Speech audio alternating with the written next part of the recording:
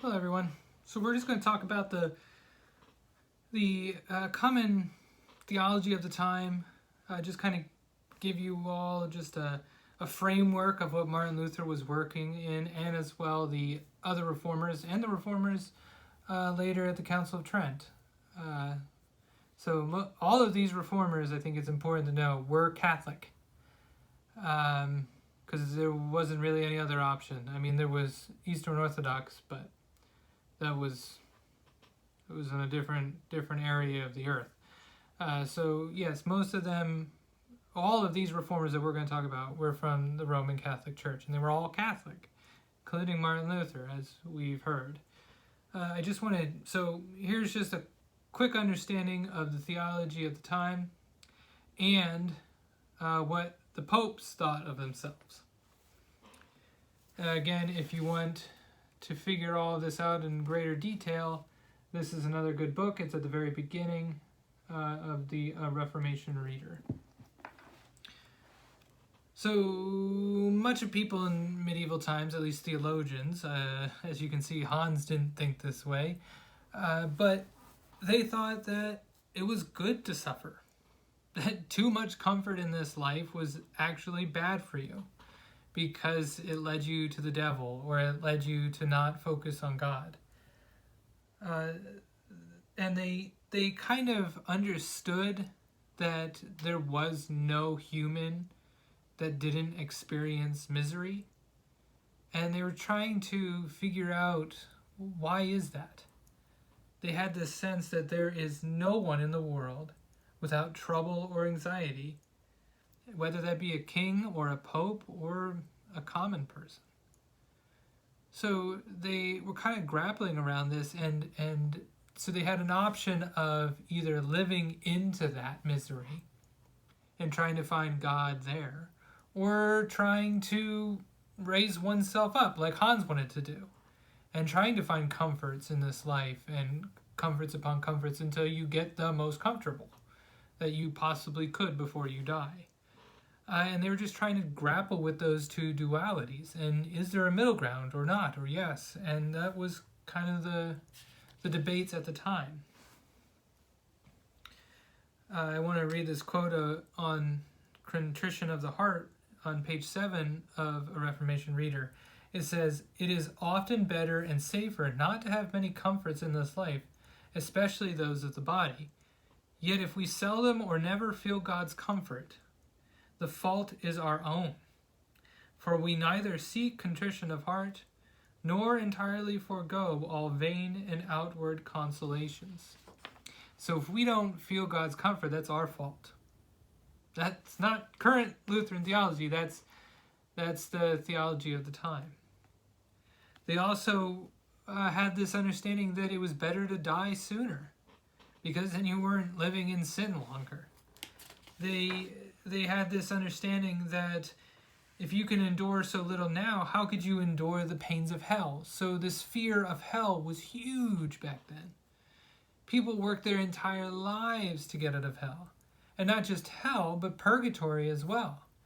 It wasn't as bad as hell, it wasn't eternal, but you still had to purge your sins. You had to do something that you weren't able to do while you were alive until you can be worthy enough to go to heaven. And there was this constant fear of, am I going to hell? How long am I going to be in poverty or in purgatory?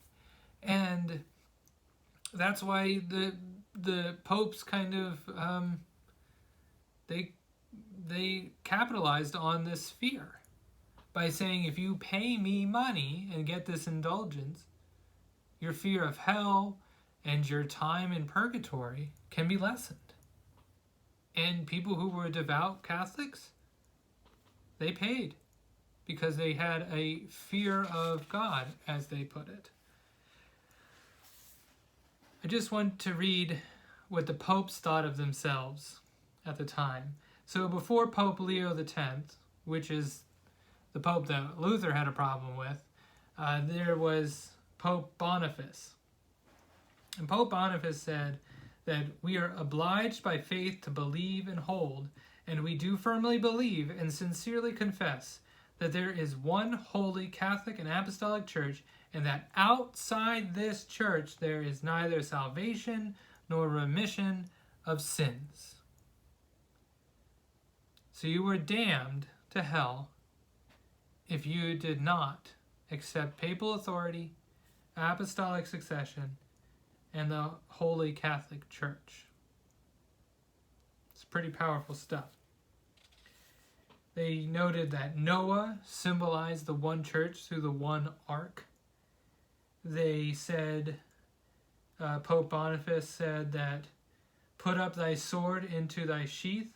Both are in the power of the church, the spiritual sword and the material, but the latter is to be used for the church, the former by her, the former by the priest, the latter by kings and captains, but at the will and by the permission of the priest."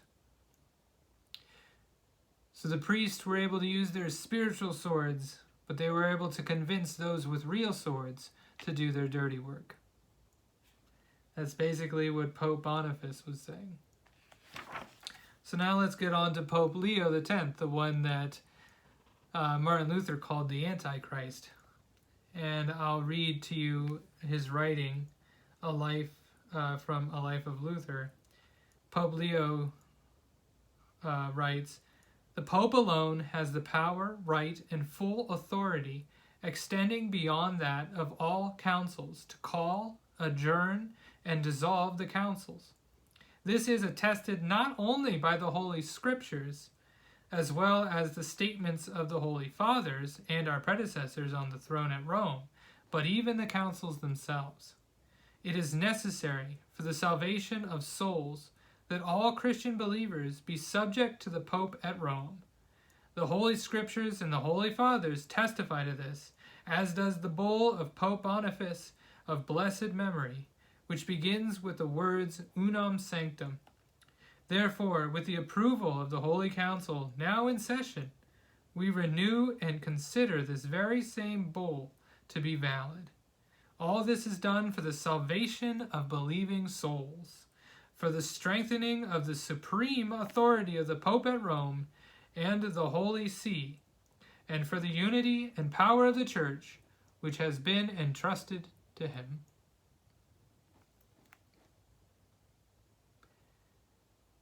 So it is the Pope who was able to forgive sins through the power of Christ, as obviously. But at that time, there was a clear power dynamic where the Pope had full authority and the people had almost none. The Pope became a godlike figure rather than the most servant of them all. And there were reformers before Martin Luther, but they were all slaughtered, burned at the stake. It's just that Martin Luther got lucky. Right time, right place, I guess. Because he was popular with the people and popular with the kings and queens. At least some of them, who were able to protect him. So Martin Luther wasn't the only reformer, but he was the lucky one who got his voice across and didn't die for it. And it led the way to many new reformers, many new ways of looking at God. And as we work our way through this series and continue to see how many other people view God, keep in the back of your mind, is it better to be unified, or is it better to be diverse? Or can we be one, even though we have many views? I mean, it's in our theology, in our 3 in 1 God. 3 persons, 1 God. Many ways of viewing God, 1 church. Have a good day, everyone. God bless.